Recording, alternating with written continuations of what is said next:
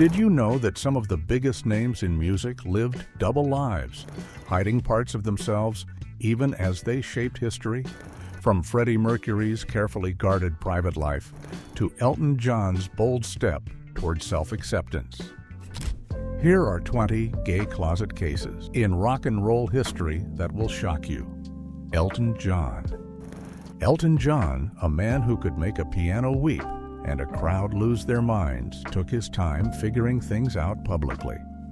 Back in 1976, he told the world he was bisexual, but let's be honest, that wasn't the whole story. The music industry at the time was far from accepting. And while his announcement was groundbreaking, it was also a way to keep things vague. For years, he moved through relationships with women, even entering into a short-lived marriage in the 80s. Behind the glittering costumes and infectious hits, there was a man struggling with identity in an industry that often demanded its stars fit a certain mold. By 1988, he had shed the facade and fully embraced himself, publicly declaring that he was gay. It was a turning point, not just for him, but for representation in music. His openness in the years that followed helped pave the way for countless others who had once felt the need to hide. And with that, the world finally got to see Elton John, not just as a performer, but as a man living authentically and unapologetically. Rob Halford.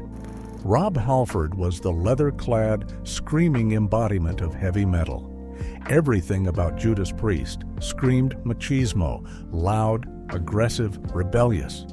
The world of metal thrived on a hyper-masculine image, and Halford fit the bill perfectly. Or at least, that's what people thought. He knew the risks of coming out in a genre dominated by traditional male bravado. The 90s rolled in and attitudes were shifting, but the fear of career ending was still real. Then, in 1998, Halford took the plunge and came out as gay. It was a shock to many, but a revelation that only added to his legend. Turns out the metal community was more accepting than anyone gave them credit for. His announcement didn't ruin his career, it strengthened it. He had already cemented his place in rock history, but now he had broken another boundary, proving that metal was about authenticity, not outdated stereotypes. His story became one of resilience, showing that true rock and roll isn't about fitting an image. It's about being fearless, unapologetic, and completely yourself. David Bowie. David Bowie was the ultimate shapeshifter, musically, aesthetically, even personally. In a 1976 interview, he casually mentioned that he was bisexual, sending fans and media into a frenzy. But Bowie never played by anyone's rules, and his personal life remained as fluid as his artistic reinventions. He blurred lines, both in gender expression and sexual identity, keeping the world guessing. His androgynous looks and provocative performances only added fuel to the ongoing speculation, but Bowie was never one to explain himself. Whether he was making a political statement or simply refusing to conform to labels, he kept the world intrigued. Was he truly bisexual? Was it an act? Did it even matter? His legacy is one of boundary-pushing defiance, and his influence on gender and sexuality in music cannot be overstated.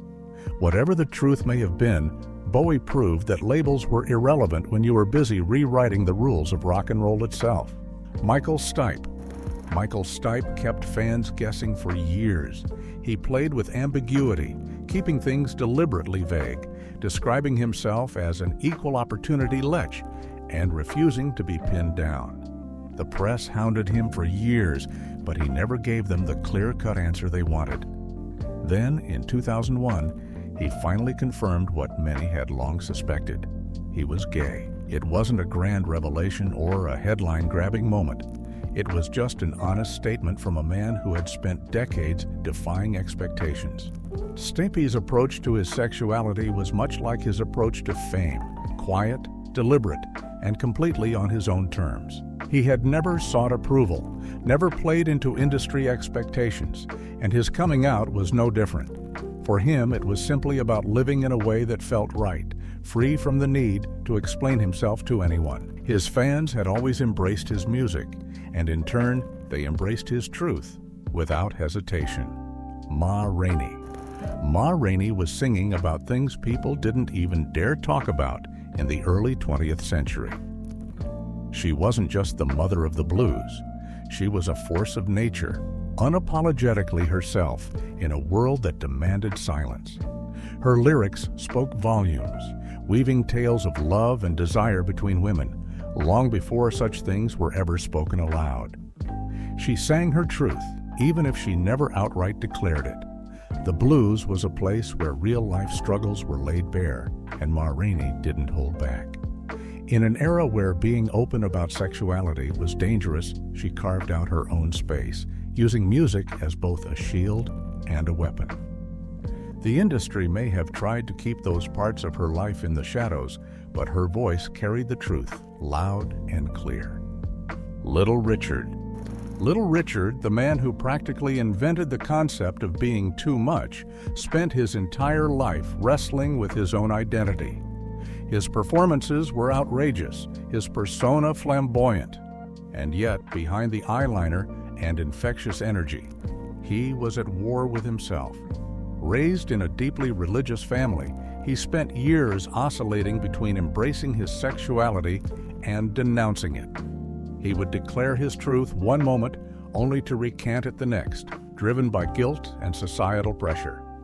His music shattered boundaries, yet when it came to himself, he seemed forever caught between acceptance and denial. The contradiction was heartbreaking. A man who gave the world so much joy, but couldn't fully embrace his own happiness. His legacy is one of rebellion, brilliance, and inner turmoil, an artist who changed music forever while struggling to make peace with himself. One thing is certain, whether he was wrestling with his truth or unleashing it on stage, Little Richard never did anything halfway. Dusty Springfield. Dusty Springfield was the voice of passion, heartbreak, and soulful longing in the swinging 60s, but what most people didn't know was the silent battle she fought behind the scenes. Her sexuality, buried beneath layers of industry expectations, social pressures, and the ever-present fear of losing everything. She wasn't just a singer, she was a symbol of perfection, a woman who had to hide who she truly was just to stay in the game. It wasn't until much later in life that she allowed a glimpse of the truth to slip through the cracks. But imagine the music she could have made if she hadn't been forced to live in secrecy. What kind of fire did the world miss out on? The irony of her situation wasn't lost on those who truly knew her. She poured every ounce of herself into the music, drenching each song with emotions that couldn't be fully explained. The longing in her voice, the desperate ache in her lyrics, it was all so much more than just heartbreak over some faceless lover. It was the sound of a woman who lived in fragments, forever navigating the painful space between what the public saw and what she kept locked away. The music industry, a place that sold rebellion and passion, remained rigid when it came to real human complexity. A woman in pop could be a siren, a goddess, a muse, but not an individual with a truth that defied the neat expectations of the masses. That silence, that fear of exposure, drained her. Years of suffocating under the weight of it all left behind a trail of sadness that even her most triumphant songs couldn't fully mask. Billy Strayhorn. Billy Strayhorn didn't need the spotlight. He was the man behind the magic, crafting some of jazz's most unforgettable melodies while letting Duke Ellington take center stage. And maybe that was part of the plan. Staying in the shadows meant he didn't have to explain his personal life to an unforgiving world. Openly gay in an era that didn't exactly roll out the red carpet for men like him, Strayhorn learned early on that survival meant keeping certain doors locked. His music spoke when he couldn't. Every note a whisper of something deeper, something more personal. But how much of his brilliance was shaped by the things he wasn't allowed to say? His compositions dripped with elegance, complexity, and a depth that still resonates. He had an unparalleled gift for weaving melody and harmony, crafting sounds that felt effortless yet carried centuries of emotion within them. But there was always the question, how much of Strayhorn's genius was sharpened by the pain of living in silence? How much of that subtle sorrow found its way into the music, allowing listeners to hear something they couldn't quite name? He was not merely a composer. He was a mirror, reflecting the struggles of an entire generation of men like him, men who had to love in the quiet corners of the world, finding fleeting moments of happiness in a culture determined to keep them invisible. Long John Baldry. Long John Baldry had the voice, the presence, and the talent to shake the foundations of British blues, and yet the truth about who he was had to be muted. Those in the industry whispered about it, nodded knowingly, but public acknowledgement? That was dangerous territory. He mentored legends like Elton John and Rod Stewart, both of whom went on to rule the world, while he remained confined by the invisible chains of the time. The irony? The man who helped shape rock and roll had to keep his own identity out of the conversation. What would the music industry look like today if artists like him hadn't been forced into the shadows? His influence rippled through generations of musicians who had the luxury of being bolder, more open. He stood in the background while others, some of whom he had guided, took the world by storm. Despite the constraints of his time, Baldry found a way to be himself in a limited capacity, holding on to the parts of his truth that he could express through his music. The reality is, the weight of repression leaves a mark, and even the strongest voices can be silenced when the cost of speaking is too high. He carved out a space in history, but how much greater could it have been if he had been allowed to exist without limits? Dan Hartman. Dan Hartman gave the world glittering anthems, but he also gave them a carefully constructed illusion. Here was a man whose songs dripped with passion, but whose real life remained locked away from public view. He kept his sexuality under wraps, choosing silence over the risk of ruining his career in a world that still recoiled at the idea of an openly gay pop star. And then there was the cruel twist of fate, his HIV diagnosis, his quiet battle, and the truth that only surfaced after he was gone. If the world had been a little kinder, would he have been able to live openly, to love without fear? Hartman was more than just another hit maker. He was a man who lived in fragments, crafting music that was meant to make people move, yet carrying a burden that weighed him down with every step. There is something particularly cruel about the way society demanded his silence, only to speak about him in hushed tones after his passing. It was as if the world could only handle his truth when he was no longer here to experience its acceptance. Rio Reiser. Rio Reiser was the kind of musician who made people believe rebellion was possible. He sang about change, shouted for justice, and made it sound like he was fearless. But offstage, he was calculating every move. In private, he lived openly, but when it came to the world beyond his trusted circle, silence was the rule. It wasn't until the 80s that he finally broke free and spoke his truth. But by then, how many years had been wasted in the shadows? How many young musicians could have been braver if their hero had dared to be himself from the very start? The idea that someone so vocal about resistance could be silent about his own truth says everything about the era he lived in. The 70s and 80s were not kind to musicians who deviated from the expected script. It wasn't just about talent. It was about image, control, and what record labels believed would sell. Reiser must have known that if he dared to be completely honest, there was no telling what doors would slam shut in his face. And yet, when he did come out, it wasn't some grand revelation. It was more of a quiet shift, a gradual move toward honesty that didn't shake the foundations of his career, but likely changed his own life in ways no chart-topping hit ever could. Phil Putnam. Phil Putnam's music carried the weight of a man wrestling with himself. His lyrics held confessions long before he had the nerve to say them out loud. It wasn't until his mid-20s that he finally acknowledged the truth, a moment that should have been freeing but instead felt like stepping onto a battlefield. The industry, the fans, the critics, all waiting to see if he would falter. But once he shed the fear, something happened. His music became sharper, deeper, more alive. Isn't that what real music is supposed to be? Raw, fearless, and impossible to fake. For years, he played the game, never saying too much, never rocking the boat. It was safer that way. A musician's career is fragile. One misstep, one wrong word, and everything can fall apart. But music that avoids the truth is just noise. Once he let go of the hesitation, his songs stopped feeling like performances and started sounding like declarations. The difference was undeniable. People listened in a way they hadn't before, and yet one can't help but wonder how many years of safe choices cost him something deeper. How much stronger would his voice have been if he had never felt the need to hold back? Chris Freeman. Chris Freeman spent years keeping a part of himself locked away, convinced the world wouldn't let him exist as he truly was. Then he found San Francisco, a city that didn't just open doors, it knocked them down. He didn't tiptoe out of the closet. He stomped out, turned his truth into an anthem, and co-founded a band that was unapologetic, loud, and daring. Pansy Division wasn't just a band, it was a middle finger to anyone who thought queer musicians should stay quiet.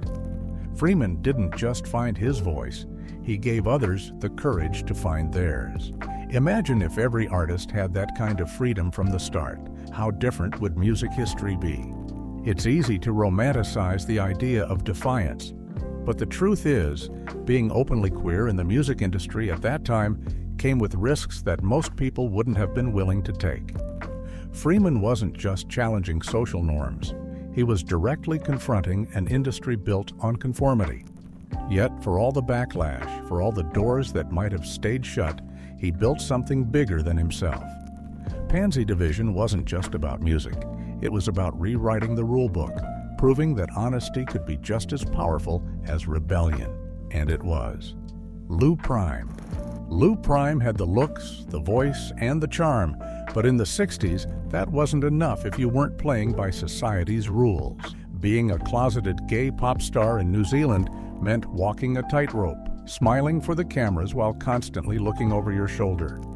He kept his truth buried for years, knowing that one wrong step could destroy everything. It wasn't until much later in life that he finally let the world in, speaking about what it meant to live in the shadows. But how many other artists just like him were forced to hide until it was too late? It's not hard to imagine what Prime might have been capable of in a different time. The music industry thrives on image, and for decades, that image was rigid. Anything that deviated too far from the norm was a liability. Prime understood that. He knew that if he wanted a career, he had to play by the rules. And play he did, but at what cost? The years he spent hiding weren't just his burden. They were a reflection of an entire industry's refusal to accept artists for who they really were. Joe Bryath was supposed to be a star. The first openly gay rock musician to land a major record deal, he was set to break barriers and redefine what was possible. Instead, he was crushed under the weight of a world that wasn't ready for him. Critics tore him apart, the industry abandoned him, and instead of a groundbreaking career, he was left to fade into obscurity. Decades later, his music is finally getting the recognition it deserved all along.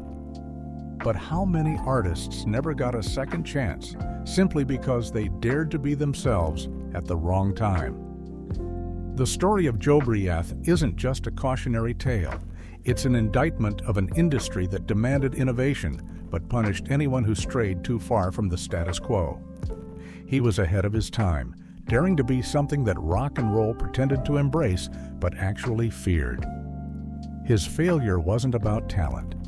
It was about timing, about an audience that wanted rebellion in theory, but not in reality. If he had been born a few decades later, would his story have ended differently? Kevin Ayers. Kevin Ayers had a talent for slipping between the cracks, weaving in and out of genres, scenes, and identities. He lived on the fringes of the mainstream, a man who never quite fit, but never seemed to care. He had relationships with both men and women, but the public never heard much about it. It wasn't secrecy exactly, just a refusal to be boxed in. In an era where labels meant survival or destruction, he chose to say nothing.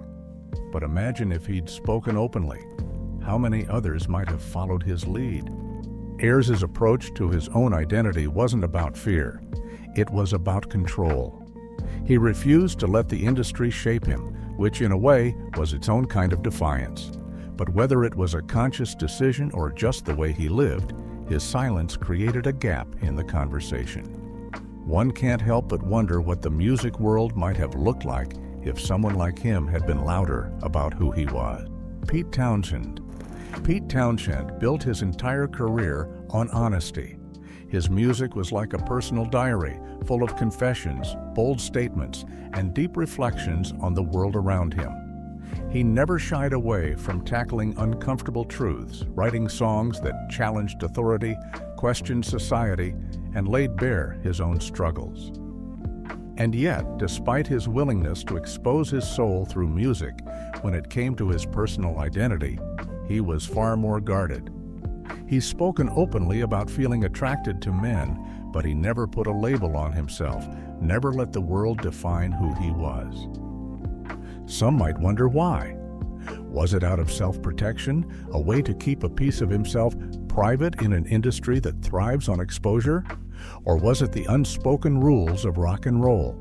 The idea that even the most rebellious figures still had to follow certain expectations?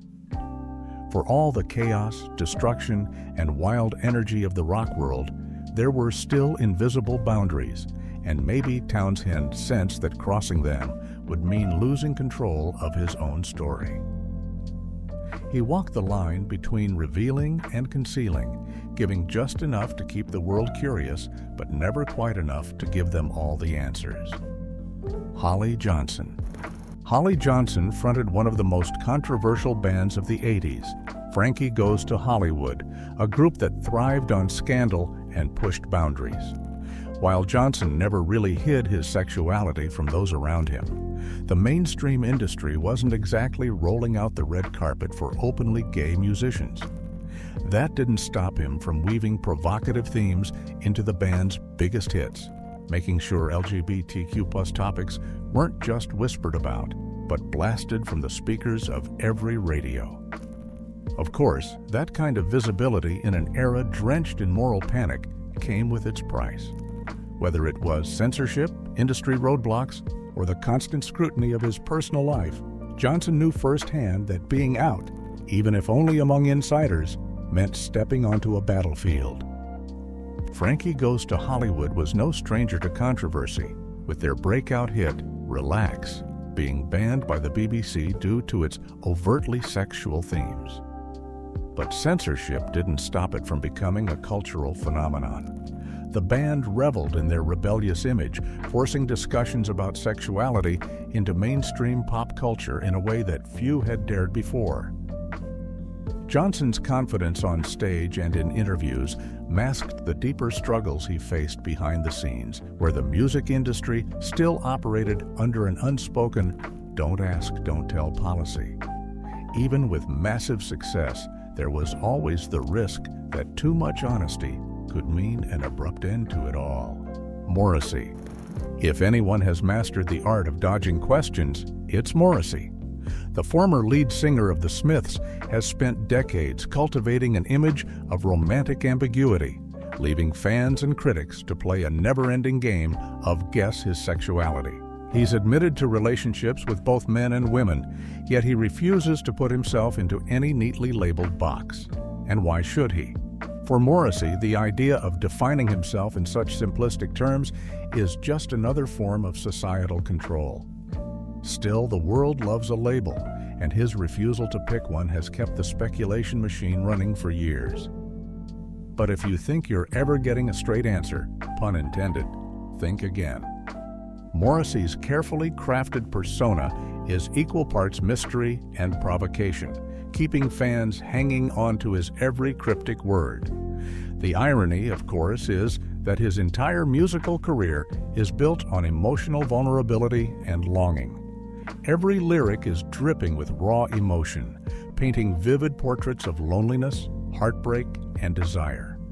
Whether it was intentional or not, the ambiguity surrounding his personal life became an extension of his artistry, fueling debates that would stretch across decades. At this point, it almost seems like he enjoys watching the world attempt to decode him, knowing full well that the truth is his alone to keep.